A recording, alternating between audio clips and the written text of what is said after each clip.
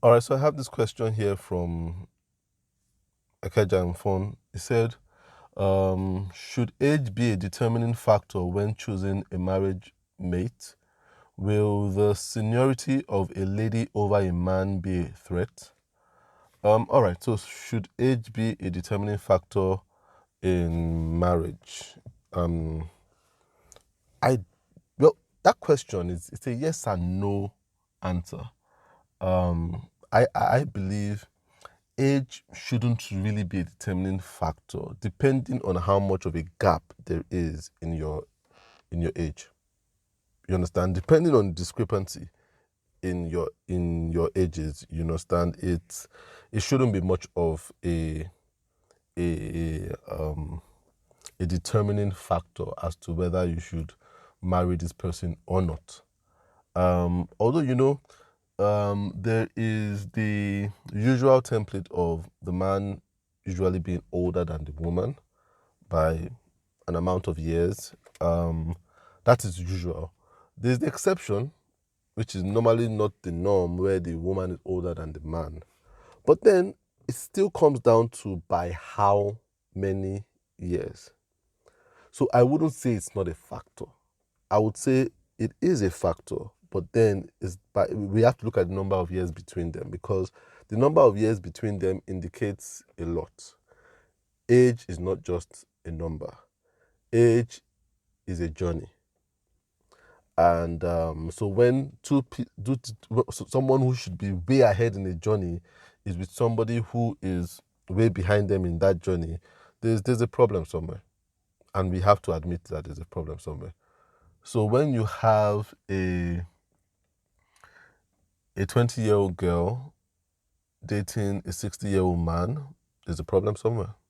There's a problem somewhere. When you have a 24-year-old guy dating a 40-year-old woman, there's a problem somewhere. And I would say there's a problem somewhere. It means that somebody's journey is not right. You understand?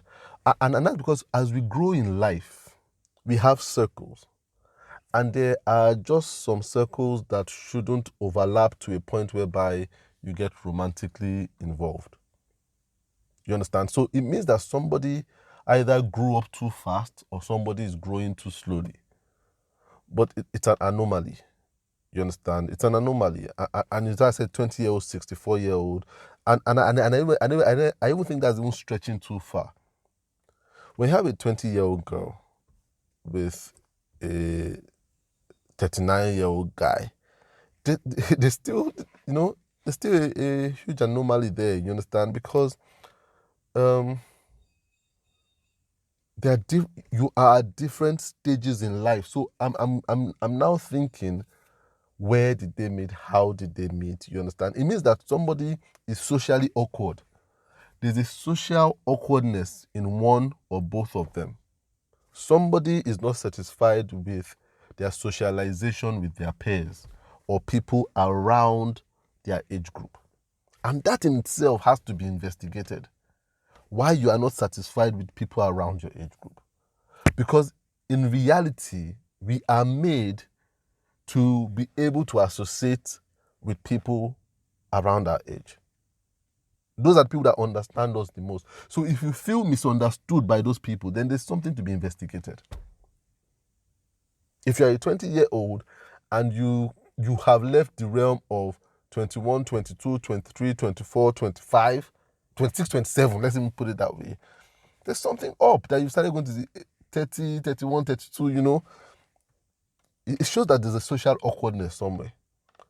So imagine how much of a social awkwardness there is for there to be a 30-year gap between a couple, or a 20-year gap, or a 15-year gap. And these things do show up in marriage. I'll be very honest with you, it does. And as you are very aware, the year you're born is very important. It puts you in a particular generational group.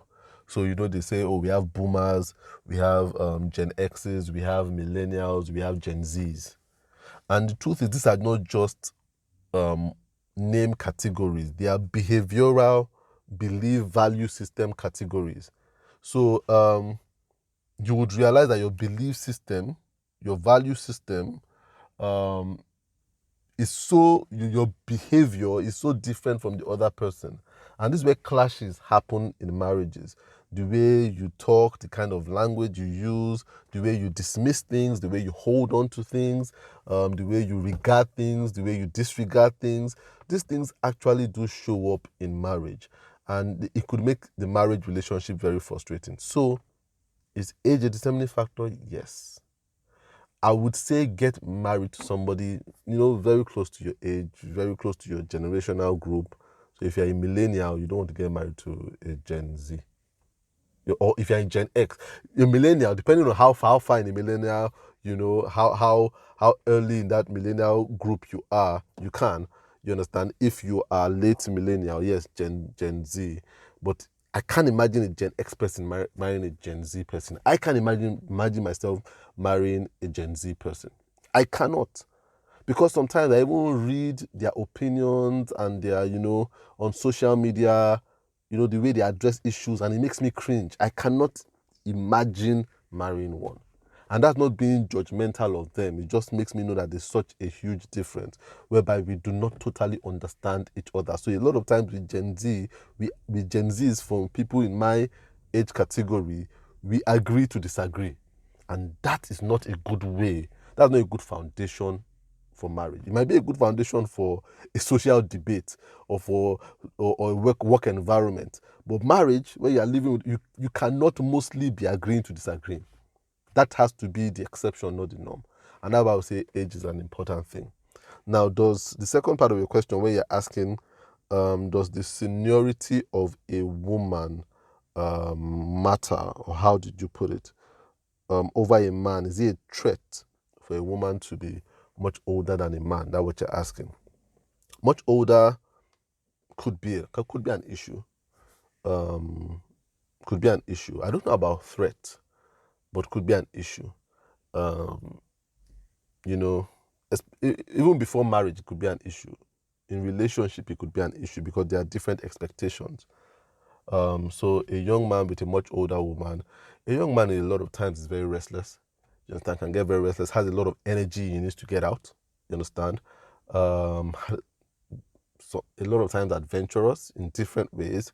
So some people are extroverts in their being adventurous. Some people are introverted in their being adventurous. But then a man has a lot of energy he needs to expend in his young age. And I'm not even getting into misdemeanors or misbehavior, just certain things a man wants to just try. And again, I'm not talking about trying terrible, illegal, things that are frowned on in society. I'm just saying a man just wants to try different things. You understand? Today he wants to do graphic design. Tomorrow he wants to do crypto. He just wants to get out of him. The restlessness. Women get out of that restlessness very early. And so if you're now with a woman that is now mature, she has out of that restlessness. So she might be very impatient about your restlessness.